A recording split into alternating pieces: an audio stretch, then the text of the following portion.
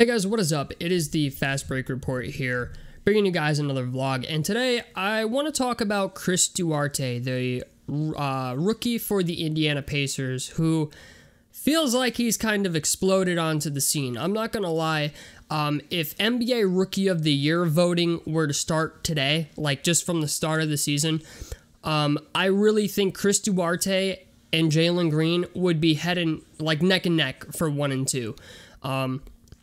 I haven't seen any other rookies play as well as these guys yet, and we still have yet to see what Cade Cunningham is capable of because he hasn't even played a single regular season game yet for the Detroit Pistons. He's been injured.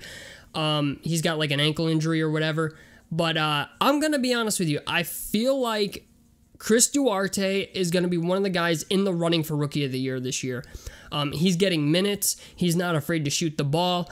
And I hate player comparisons. Because I feel like they set an unrealistic standard for players. But on top of that, I feel like when you make player comparisons, people are saying that you think they are X player or whatever. And that's not what I'm saying here. I'm going to be honest with you. What I'm saying is I think he has the potential to be as good as X player or whatever. But when I watch Chris Duarte play, for a ceiling for him, I look at him and I watch him play and I think Klay Thompson immediately. And I'm not the only one to say this. Other people who are not fans of the Pacers I've seen say the same thing. Chris Duarte reminds me of Klay Thompson. That's his ceiling, and I think his floor is like a Robert Covington, Kent Bazemore type player. A guy who's a 3-and-D type player. And considering the Pacers need shooting and defense, he's fitting the mold perfectly. I mean, what was it, last night or the night before, he shot like 6 of 16 from the floor, which is not good, but for a guy who is a rookie to shoot 6 of 16 shows that he's not afraid to shoot the ball. And that's one thing I love about him. You see a lot of rookies come into the NBA and they're afraid to take shots. They're afraid to be themselves almost in their first year. It seems like they're trying to just fit into the game plan. They're not trying to really take charge of anything, right? And that I feel like that's the exact opposite for Chris Duarte. I get it. He was touted as like the most NBA ready guy in the draft. He's 24 years old, which he entered kind of old. I get it. But he has had an amazing impact on the Pacers already through 4 games. I mean, like, you could argue that, like, some of the games wouldn't have been as close if he didn't play in those games. Like, the first game against Charlotte, he scored 27 points. I mean, like, in his first NBA game.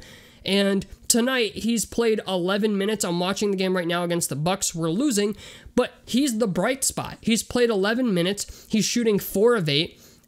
Or he's played 22 minutes, and he's shooting 4 of 8, and he has 11 points. I mean, this is a guy who I think, and like, he literally just drew a charge. I mean, like, this is a guy that I think can play defense. He's going to shoot very well. I think he's going to be a great NBA player. And if you're a Pacers fan watching this, I just want you to know Jeremy Lamb is gone. Okay? Chris Duarte is significantly better than Jeremy Lamb. I think we can all agree on that. If you're a Pacers fan, Jeremy Lamb is just completely disappointing. And I would go as far to say that Chris Duarte, it seems like he's already the Pacers' 6th man, and we're only 4 games in. I mean, like, he's getting about as many minutes as TJ McConnell, if not more.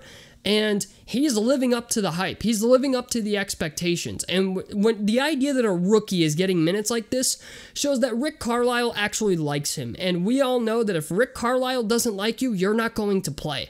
So I already feel like he's getting more minutes than Jeremy Lamb. He plays defense. I mean, he shoots very well. Dude was the most efficient scorer in college basketball last year when he was playing for Oregon. So I'm going to be honest, I love everything about him. It's been a while since I think the Pacers have drafted anybody and got it right. And Chris Duarte is one of the few guys that they got right. In fact, I saw a lot of people during the draft that were super disappointed that we drafted him. They wanted Moses Moody. Everybody wanted Moses Moody. And Moses Moody's a great player. But literally there were rumors that as soon as we drafted Duarte, because we drafted Duarte literally 1 pick before Moses Moody, The Warriors offered us Moses Moody and like somebody else I forget at the time for Chris Duarte. So that just goes to show the Warriors actually wanted Chris Duarte and didn't get him.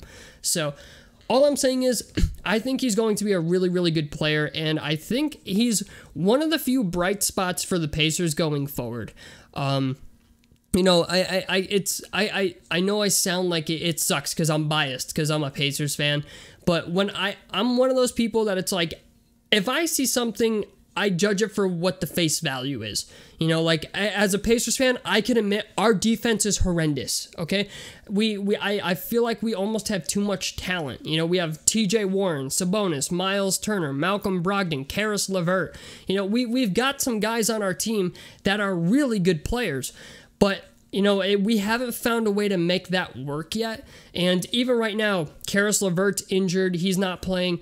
TJ Warren has a foot injury. I honestly don't even think TJ Warren's coming back this offseason. We'll have to wait and see.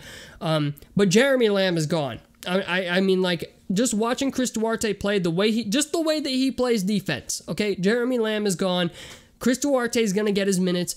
And like I said, if TJ McConnell is not our sixth man, Chris Duarte is, okay? If it's not this year, it's going to be next year.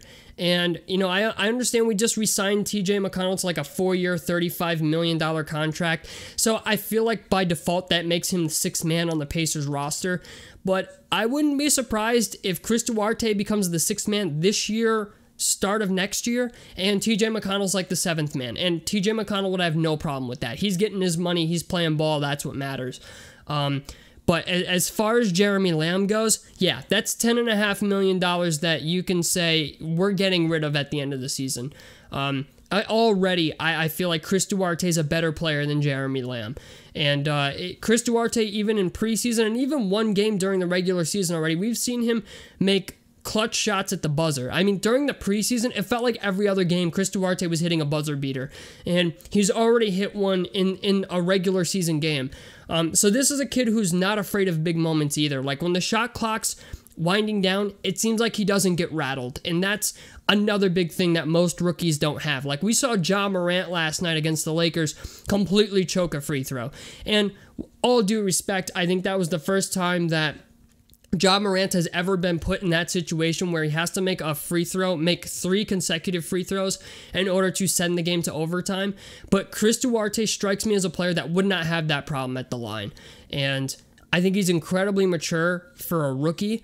It shows that Rick Carlisle likes him because he's getting minutes. And when I watch him play, I just think Klay Thompson, like immediately. And I know that's, you know, a stretch because not many people, like Klay Thompson's one of the greatest shooters of all time, and it's a stretch to say that he is Klay Thompson. It's a stretch to say that. But I think this kid, his ceiling is Klay Thompson, and I feel like his floor is, like I said, Kent Bazemore, Robert Covington.